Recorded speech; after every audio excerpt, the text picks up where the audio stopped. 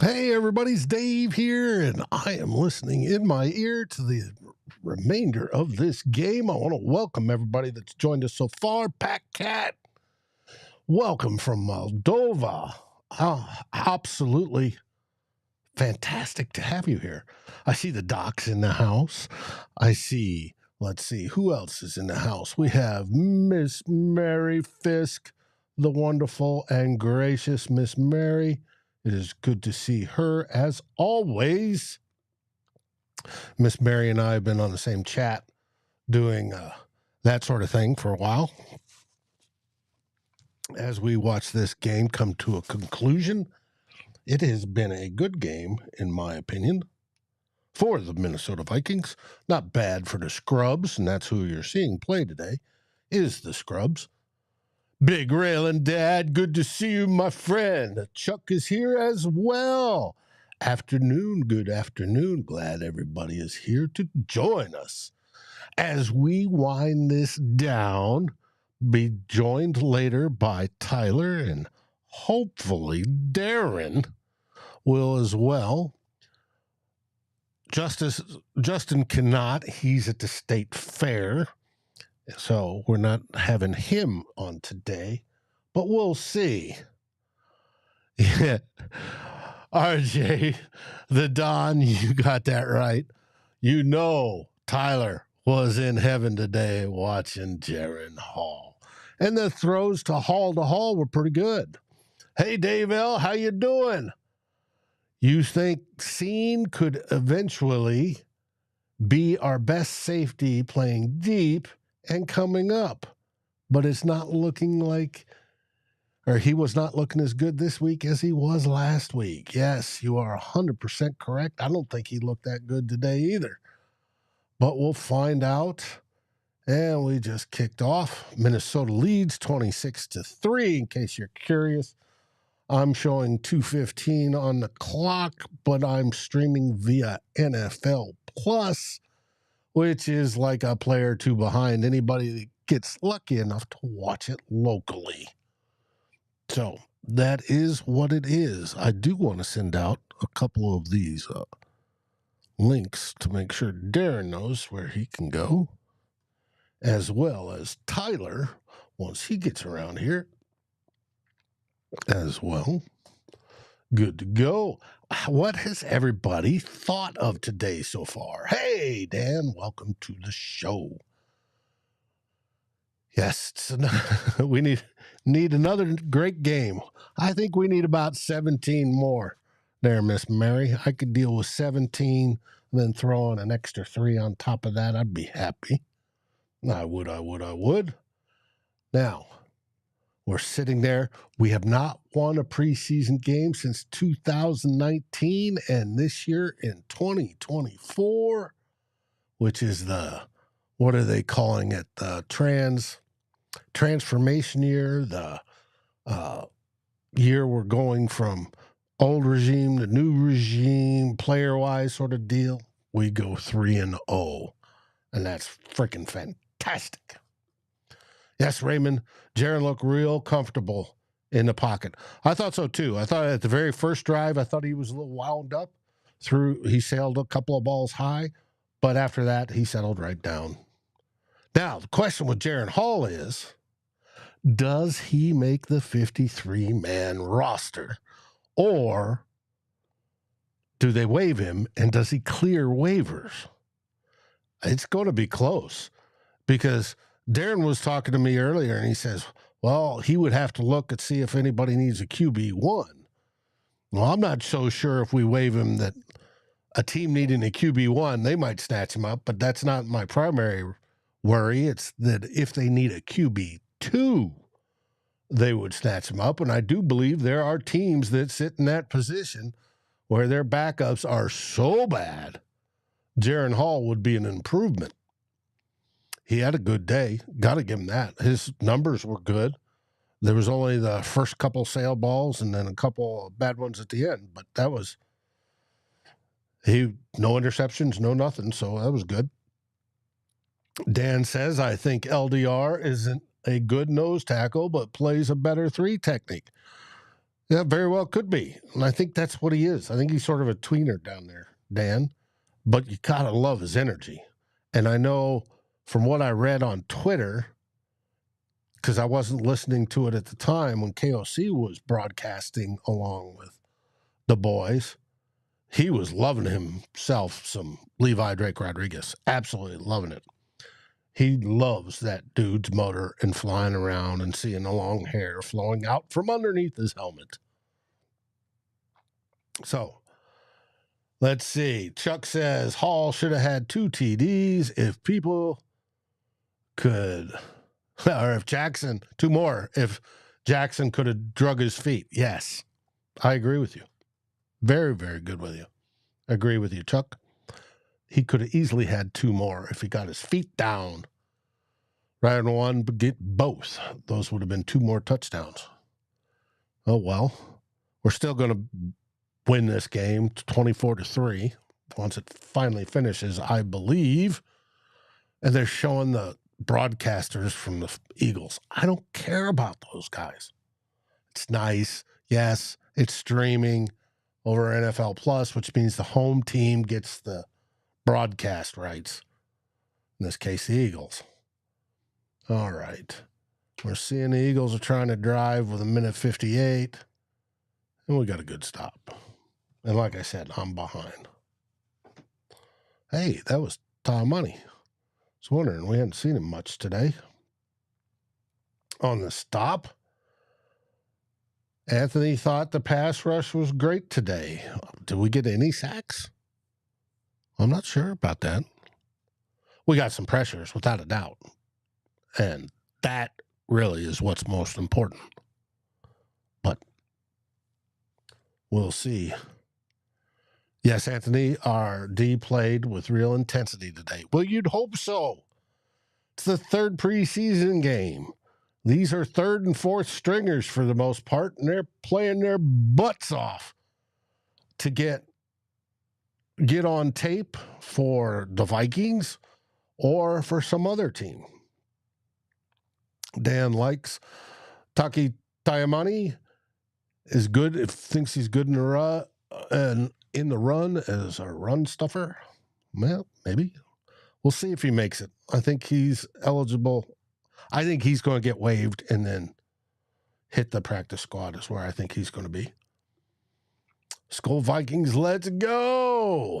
Vikings News Today fan, welcome to the show. Dave says, Hall held on to the ball a few times, but played a decent game. Not his best, but had a little time. Carter had a sack. Oh, did Carter have a sack? Wow, okay. Missed that. From what I gathered, Carter was not playing his best game, but that's good for him to have a sack. Yes. Raymond says no sacks.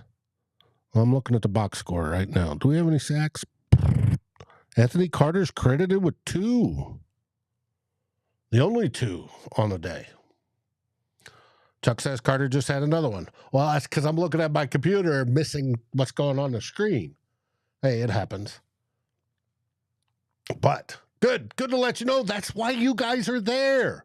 I want you to tell me what's going on because I'm missing part of it.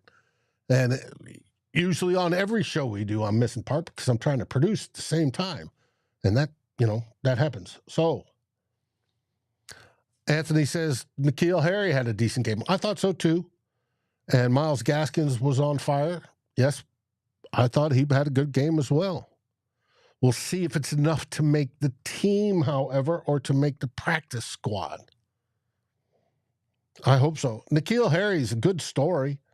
First-round draft pick. You don't want to call him a bust. And, hey, we're in a victory formation. I love that formation.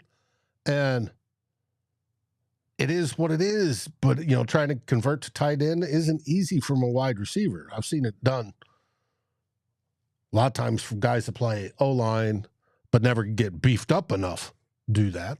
So your Minnesota Vikings win. Your Vikings win. Your Vikings win their 3rd preseason game, and we're going to hit the roll-in.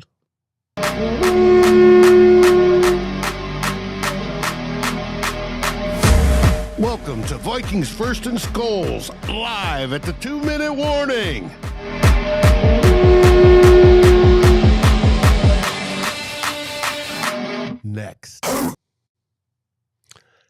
And I'm back again, and Tyler isn't here yet. Hopefully he will be here shortly.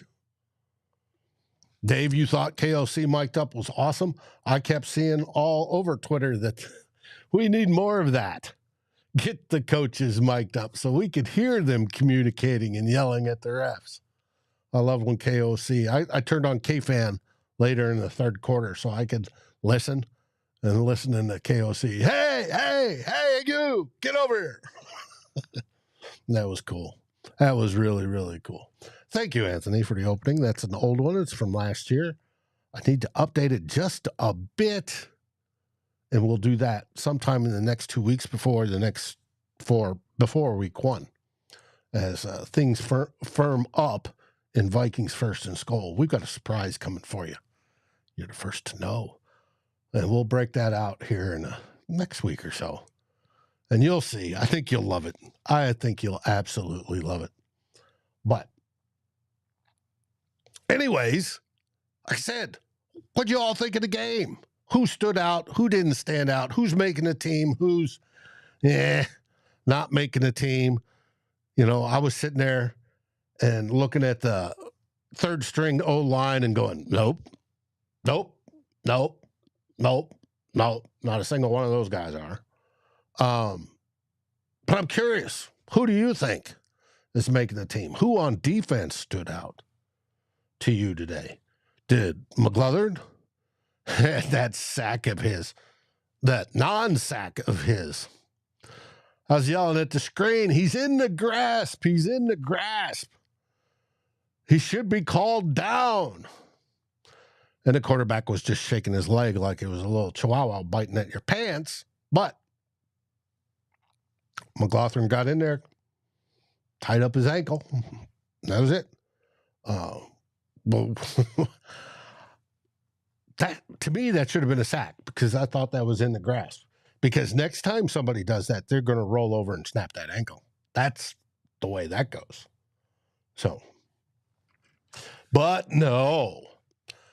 Did you notice that they said they're only playing with 6 officials on the field today? They were experimenting of what happens if you lose the white hat. And I guess they're doing it across the league. Well, you missed that 7th. Because there was stuff missed. That went both directions. I don't want any Eagles fans getting upset with me. That definitely went both directions. There was one on a screen that we threw where the tackle we had on the right side absolutely molested the defensive end, and it should have been called offensive holding, but it wasn't. Hey, that's what happens. Norsefius thinks Wes Phillips had another great game called. It was not bad. I agree with you 100%, Norse. That was a good game. Hey, when you go out there and you score in your first 5 drives, you're doing pretty good. Anthony, you think McGlothern reminds you of the great Carl Lee? Hey, we could hope. We could only hope. Now, since we're still waiting on Tyler Fornes, no, we're not anymore. Guess who just popped in? Well, let's move to the screen. Da, da, da, da. Da, da, da, da. You are here. What did you think? Not Jaren Hall related. We'll get to him. Good football game. I thought the highlight of the game for me was Kevin O'Connell in that third quarter. So many cool things. Just hearing him talk about the game, talk about his process, see him react in real time to things like the challenge. Just incredible.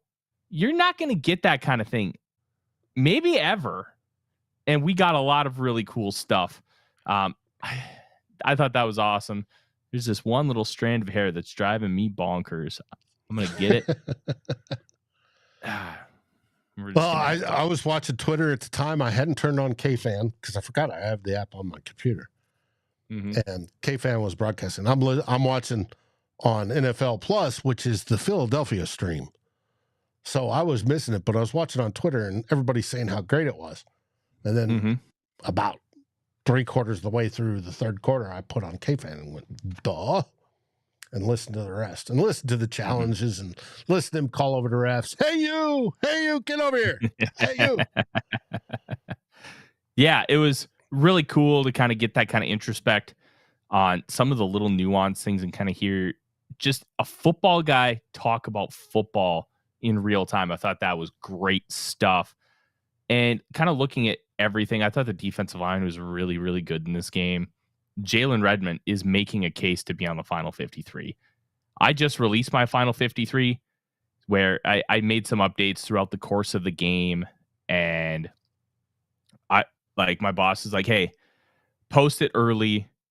You're smart. You can get it up. And so I did. And Redmond almost made it. I have been so impressed by him. And it's not something, Dave, that you know as a trenches guy. It's stuff that doesn't show up on the stat sheet. It's stuff that allows everybody else to show up on the stat sheet. It is the blue collar, lunch pail, nitty gritty type stuff. And Redmond was so good again today. Andre Carter, as somebody mentions in the chat, got a couple sacks. I still think there's too many flaws with Andre Carter, but I'd like to put him on the practice squad and kind of see if we can continue that development. He's just a weird player. He's 6'7", 265, 270, and he doesn't really have an NFL edge rusher type bot yet. Mm-hmm. Can you get him there? If you can, what are you going to get out of him at that point? Because he's flashing a tiny bit here, a tiny bit there, maybe there's hope. And that's the kind of guy I would like to keep on the practice squad, but I don't think there's room for him on the active, roster. I got the hiccups, Dave. I was about to say, what's with the hiccups? SKOL Mafia is loving our depth this year. And in most spots, we have some. And that is fantastic. Yeah, we really do. It's great to see. It's great to have.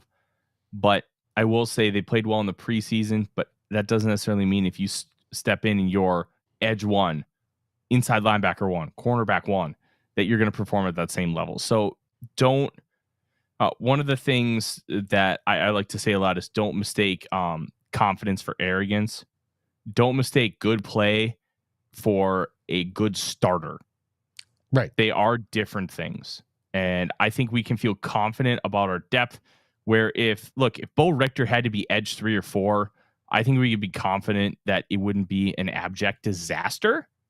It may not be good, but I don't think it will be absolutely brutal. And I think that's an important distinction to make here. Gray asked, does Bo Richter make the 53? I don't have him making the 53 because I think he can easily slide to the practice squad. I did really like the fact that you saw some growth from him in game.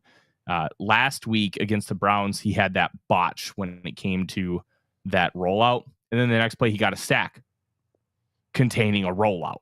So you've seen some stuff. He's not quite ready to be a true NFL player yet, but I think there's the path there. His body's in better shape than what Andre Carter's was as far as becoming an NFL player. Thank you, Norsefius. And Dave, I don't know. You can answer this question for me. When it comes to the military and the fitness requirements, I have heard that the Air Force fitness requirements as far as endurance are significantly less than what the Army is. Mm-hmm. So I wonder how much that plays into the fact that Bo Richter's body is in better shape to play in the NFL than Andre Carter's was. Nah. They both went to the academy. The academies are overdoing it. It's not like you're out on active duty and you've got to do your 1.5 mile run and do some other things. No. Mm-hmm.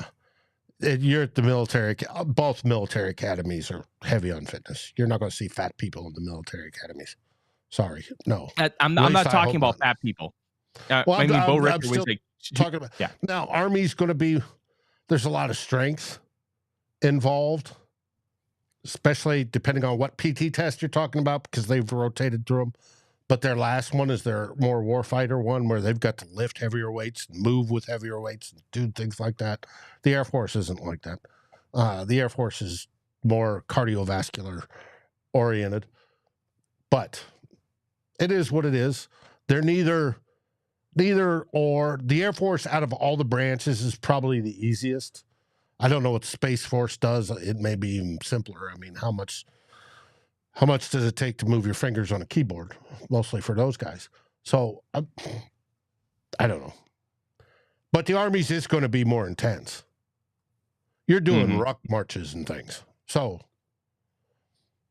if you go to the U.S. Military Academy at West Point, you're learning first and primarily to be an infantry officer.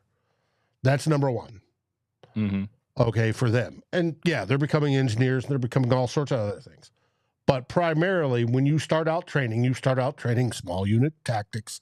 Then you go to larger unit tactics, at the platoon level and the company level. And then you work your way up. And that's what you're doing. You're learning basics. And part of that is, here, I got a 50, 60-pound ruck. 20 miles that way. We'll see you there.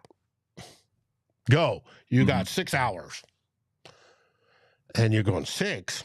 Are you fucking, pardon my language, are you nuts? No, that's what you got to do. Yeah. I had to do a 20-mile run with ruck, and it's not fun. And the key to it is you learn to disengage the brain. Because you get a mile, 2 miles into it, and your body's telling you, this is stupid. Why are you doing this?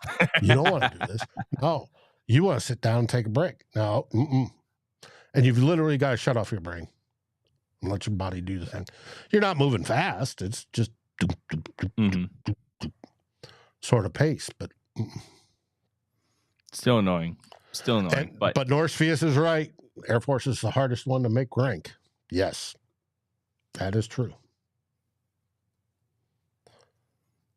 Yeah, I'm really intrigued to see how this will end up manifesting over the course of the next few days in this 53-man roster. Edge rusher is probably the hardest group to figure out. That and the defensive line. Okay. It's brutal.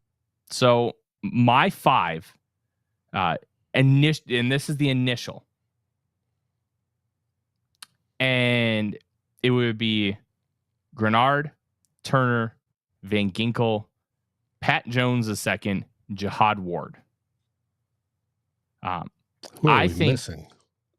No Bo Richter, no Owen Porter, no Andre Carter, no Gabe Murphy. For sure. Yeah. Okay. My thinking is I think Jones ends up getting traded. I just have this premonition that I think Jones is getting traded. And will he? I don't know. That would be my guess. I think with Ward taking a step forward and showing that he can be that guy you can move inside out and set the edge, because you want your edge 4 to be the guy who can set the edge. I think having him is great. And with having Ward, now you can feel more comfortable to move on from Pat Jones. And moving on from Pat Jones is objectively a good thing when it comes to, hey, I need draft capital. And I think that's kind of what we're looking at here. If they end up trading Jones before final cutdown day, because Jones can be a capable edge rusher for you. And if he stays on the Vikings, I wouldn't be mad. And I'm just thinking that because of Ward's emergence in that same role, it would be redundant to keep both of them, which is why initially I have him keeping both. But then you see who wants an edge, and you send him Pat Jones, maybe get a 6th and send a 7th with him. That kind of thing. If they move on from Jones, which, look, I'm not the biggest Jones fan, but he's just a solid player. I would like to keep Gabe Murphy for the potential. But we'll find out. Defensive tackle is kind of the same boat. Does Jerry Tillery make this roster? That's a good question. I have serious doubts that he makes the roster, but I'm also not convinced he's going to be cut. He's in this weird limbo, kind of the same as Robert Tonyan, where they liked him a lot. they spoke a lot more highly of Tunyon than they did Tillery. But they spoke really highly of Tunyon during OT's minicamp. And then he got the back spasms, got carted off, and hasn't been able to come back. Now, with Tillery, he got cleated and got a giant gash in his leg. So basically, he's just healing from a cut.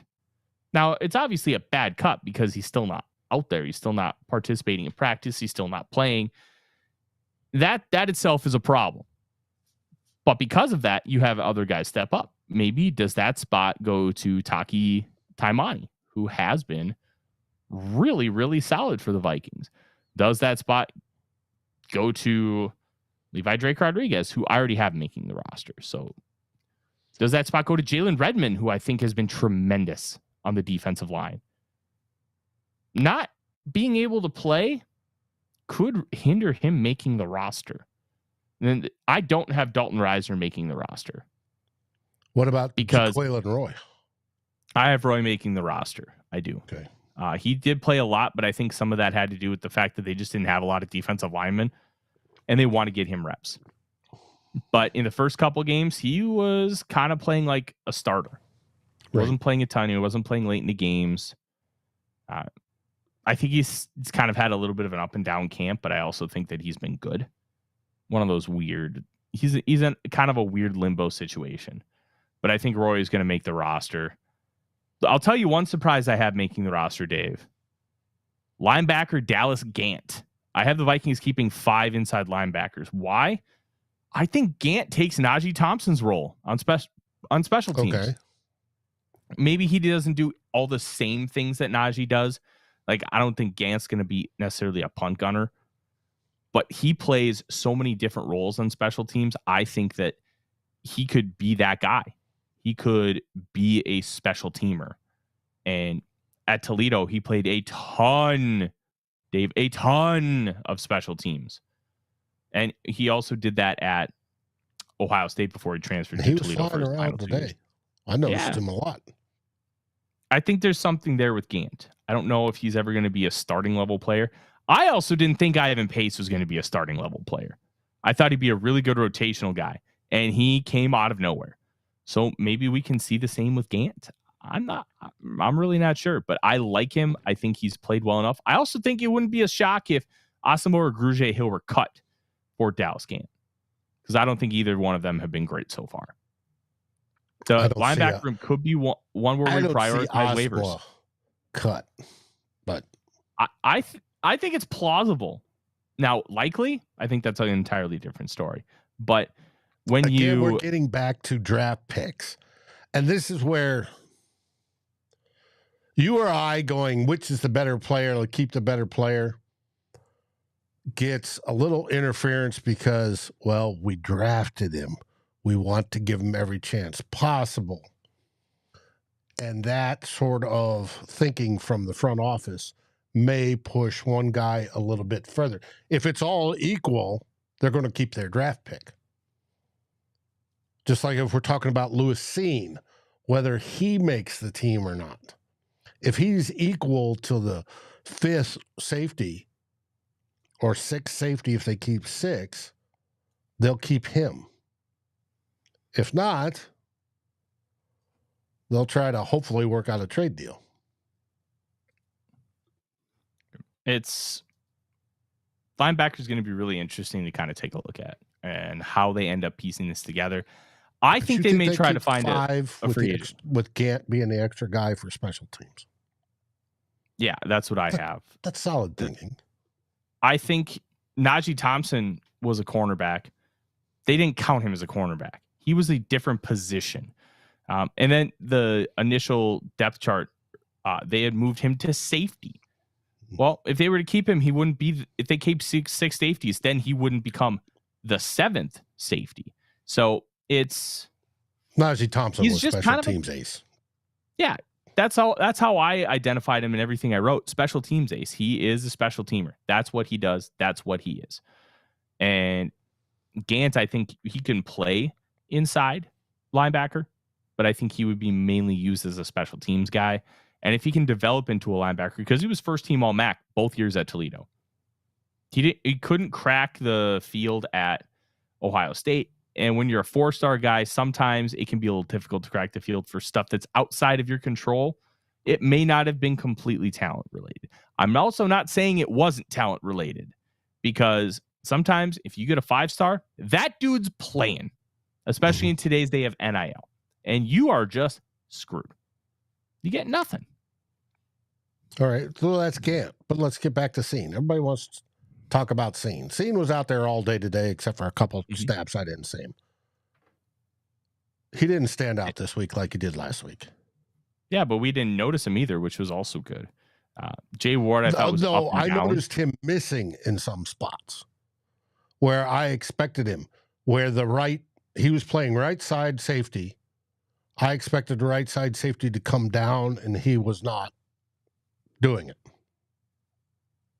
He missed. He missed on what could have been coming into the stop. Now, was he trying to follow a wide receiver back because it turned out to be run play instead of pass? Possibly. But he's got to be able to read his keys better. My opinion. From what I saw today, we'll learn more as we watch the All 22, or we'll learn more by Tuesday at 4 o'clock Eastern, 3 Central. But that's just what I saw. But all right, there's an argument to keep him. Obviously financial and pride. He's their first draft pick of this regime. There's the argument, does he play well enough to make that 5th or 6th safety, and they want to keep that many? And then the question is, if they cut him, they obviously lose a bit of money, no big deal. But can they trade him? Is there somebody out there that would be willing to?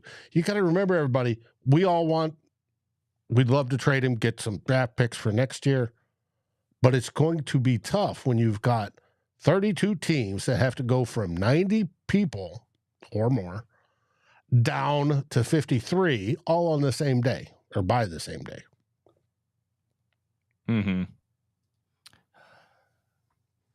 I think it's very possible that somebody might want to trade for Cine. It's got to be an organization that, one, runs a defense that they like Cine in. So a Vic Fangio style defense is probably the bet.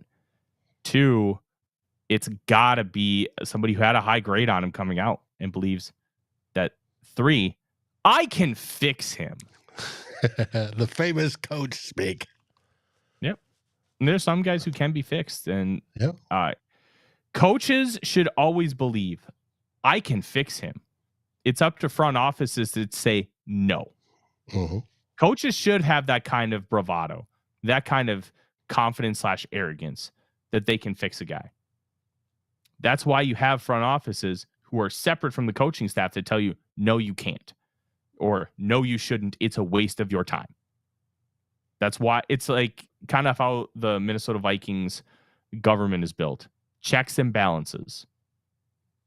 The judiciary branch can't mess with the legislative branch, can't mess with the executive branch, and they all have things that they can do, and they all have things that they can't.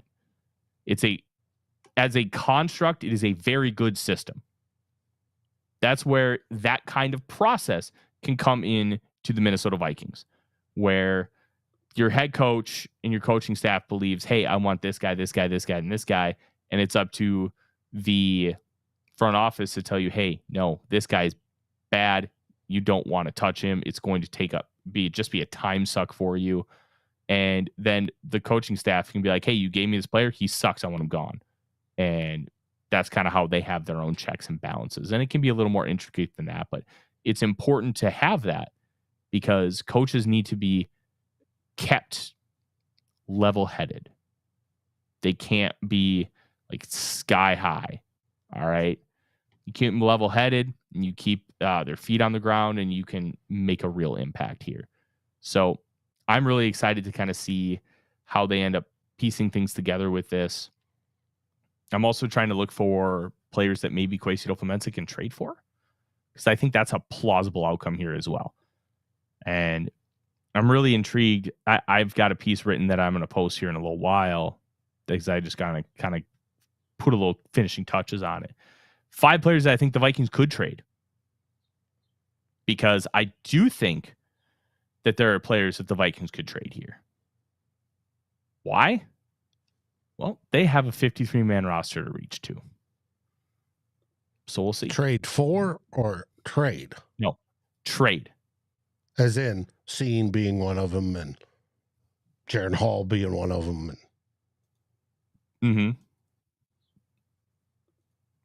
Yeah. Well, actually, it's not Jaren. Jaren Hall is not one of them. Oh. It is Robert Tonyan,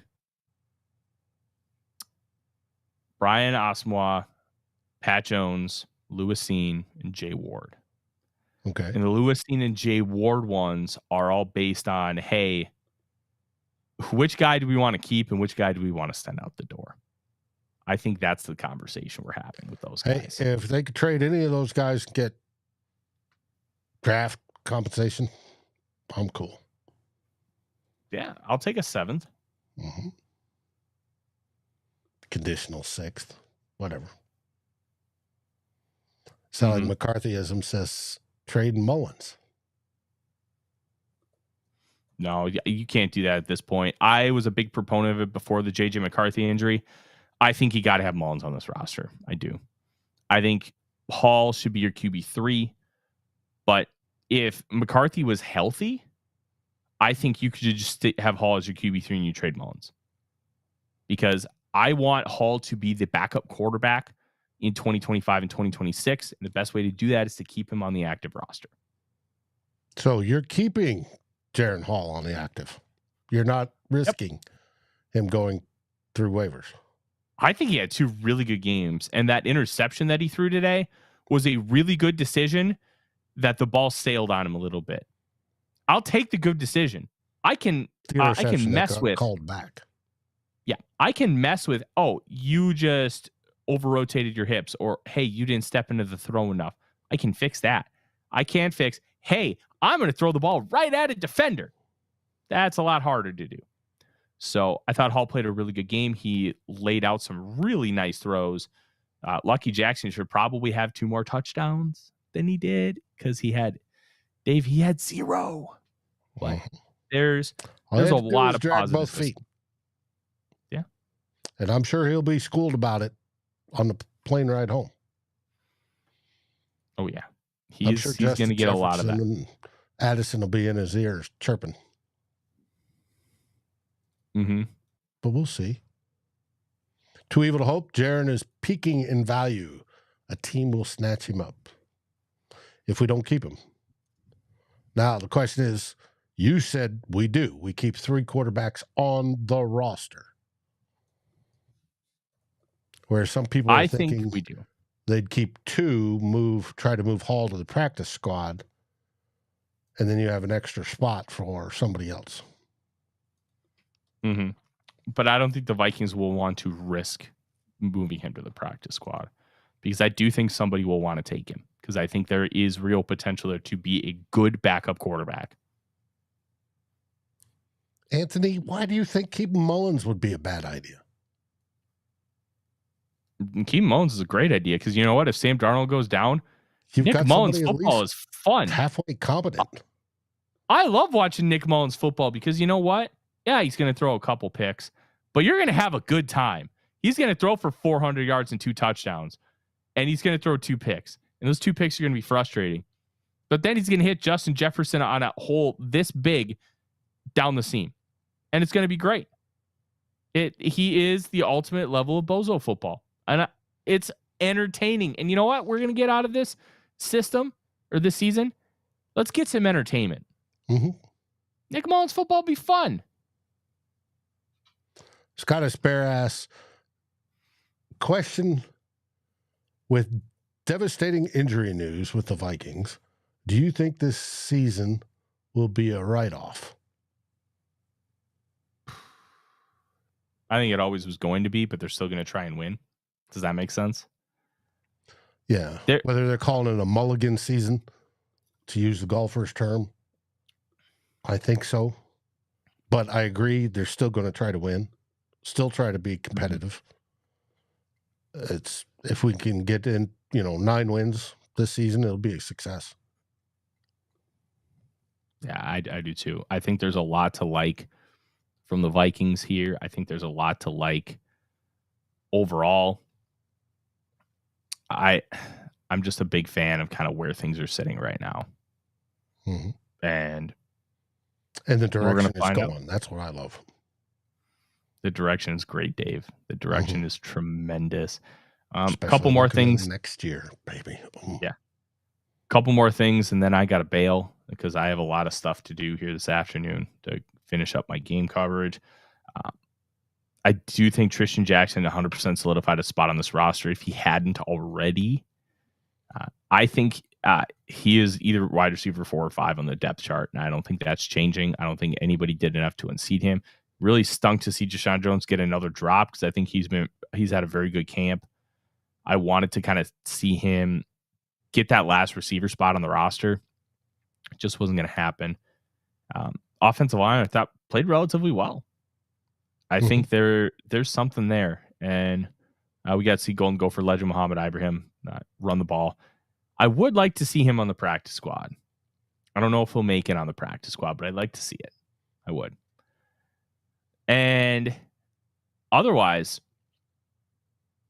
not a lot of big takeaways. I'm really excited to see what's going to happen with the practice squad. Mm-hmm. It's going to be interesting as we roll through this weekend because they could start today.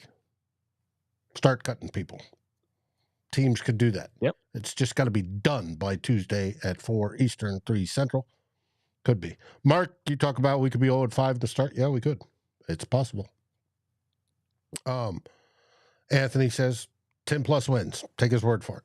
I hope so, Anthony. God, I hope so. It'll be a fun season if that's the case. Anthony, yes, it's going to get your blood pressure through the roof. That just take it for what it is. Enjoy it. Anthony, he's a backup. You're not asking him to be the starter. Mm-hmm. He's a backup. Big Rail Dad, 2 bloggers will be tomorrow at 4. Our normal time tomorrow. And we'll have one next Sunday. And then our first game is the 8th, Sunday, the 8th of August. We will move then to Saturdays at 4. And then we'll do the pre-game stuff where we'll analyze each game. But that's what it is. Now, speaking of which, since I just said that, tomorrow on 2 Old Bloggers, Darren and I are going to discuss this game as part of it. We're also going to discuss what happened during the week, some of the things he wants to talk about, and we'll go from there. And then Monday, we're going to have the Real Forno Show at 6:30 p.m. on Monday. Any idea yet besides a better look at this game, Tyler, as we get the All-22 hopefully by then? No, I think that's pretty much what we're going to talk about. We're going to talk about anybody who has been cut. We're going to talk about kind of what we should expect here moving forward and kind of a recap of this game. We'll go a little bit more in depth. We'll talk a little about where the Vikings are sitting, and I think we're going to have a good time. Mm-hmm. And then Wednesday, we'll obviously have the 53-man roster pretty much locked in, except for there's always a few movements on Wednesday, Thursday, and Friday. But we'll have pretty much locked in. We'll go over that. Yep. So get excited. Yeah, it's time to get that way. 2 weeks from tomorrow, we have real football that counts. The campaign will be going in earnest. So with that, I want to thank everybody for coming and joining us on this show. Tyler, any last words? SKOL Vikings. As always, SKOL Vikings. And thanks everybody for joining us. Thanks for watching. Please like, subscribe, and ring the bell. And share this episode with your friends and even your enemies. We'd love it. Thanks for watching Vikings First and SKOL. We are part of the Fans First Sports Network, and we appreciate each and every one of you. SKOL.